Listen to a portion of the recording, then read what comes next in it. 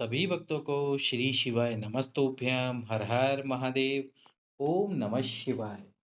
तो आज हम जिस पत्र का वर्णन करने वाले हैं, जिस पत्र के बारे में जानने वाले हैं, वो पत्र आया था श्री पवित्र शिव महापुराण की कथा होने के बाद जो अगली कथा हुई थी श्री उमा महेश शिव महापुराण की कथा में।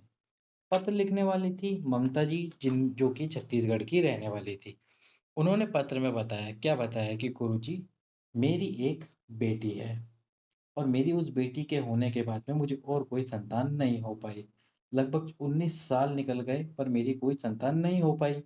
इसके बाद मैंने आपकी कथा सुनी। आपकी कथा में पशुपति व्रत का वर्णन और सफेद आंकड़े की जड़ का उपाय सुना। अब ये सफेद आंकड़ा क्या होता है?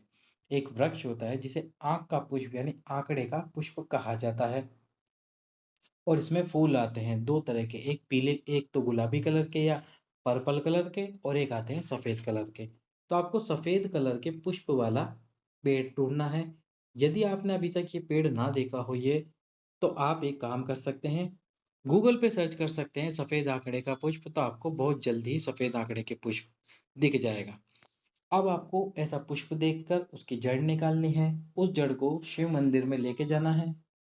पति और पत्नी दोनों को ही उस सफ़ेद आंकड़े की जड़ को लेकर जाना है और लेकर जाकर 21 बार तुम्रुकेश्वर महादेव के नाम से घुमाना है और उस जड़ को माताओं बहनों को लाल कपड़े में, लाल धागे में अपनी कमर में जड़ को बांध लेना है।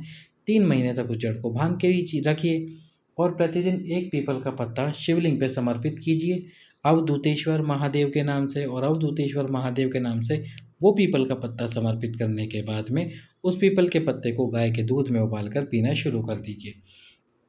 ये इस प्रकार उन्होंने उपाय करा और पशुपतिनाथ जी के व्रत करे जो 5 सोमवार के होते हैं।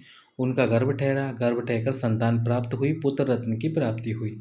अब पुत्र रत्न की प्राप्ति हुई और उनको जो पुत्र प्राप्त हुआ उसके फेस पर या किसी एक स्थान पर तिल था। लेकिन कुछ समय बाद उसके उनके उन पुत्र की मृत्यु हो गई। जो 19 वर्षों बाद उनके जीवन में खुशियाँ आई थी, वो खुशियाँ गम में बदल गई और उनके उस बेटे की मृत्यु हो गई। उनके पति ने कहा कि हमें एक काम करना चाहिए, सीहोर जाना चाहिए और सीहोर जाकर कंकर शंकर की पूजा करके आनी चाहिए। तो उनके पति की बात मानकर वो सीहोर गए। सीहोर में जाकर उन्होंने कंकर शंकर की पूजा करी। जो कंकर शंकर की पूजा करी और पूजा करने के बाद में वो वहाँ से फिर आए। कंकर शंकर की पूजा कर कर साथ में एक रुद्राक्ष भी लेकर आए। उस रुद्राक्ष का जल उन्होंने पीना शुरू करा और साथ में फिर से ही पशुपतिनाथ जी का व्रत और सफ़ेद आंकड़े की जड़ का उपाय करा। यदि अभी तक आपने वीडियो लाइक नहीं करा है तो वीडियो लाइक कर दे, चैनल को सब्सक्राइब कर दे, वीडियो को अधिक से अधिक शेयर कर दे। फिर से पशुपति व्रत और सफ़ेद आंकड़े की जड़ से उनका गर्भ ठहरा और उनको जो पुत्र प्राप्त हुआ वो सेम टू सेम, यानी कि जो उनका पुत्र जिसकी मृत्यु हुई थी उसके जिस स्थान पर तिल था उसी स्थान पर ये जो पुत्र प्राप्त हुआ उसके भी तिल उसी स्थान पर निकला। तो जो बच्चा, जो बालक भगवान शिव ने वापस ले लिया था वो उनको फिर से प्राप्त हुआ। पशुपतिनाथ जी का व्रत सफ़ेद आंकड़े की जड़ के उपाय से 21 वर्षों बाद वो माता की गोद भरी है, उनको पुत्र रत्न की प्राप्ति हुई है। सभी भक्तों को श्री शिवाय नमस्तुभ्यम हर हर महादेव।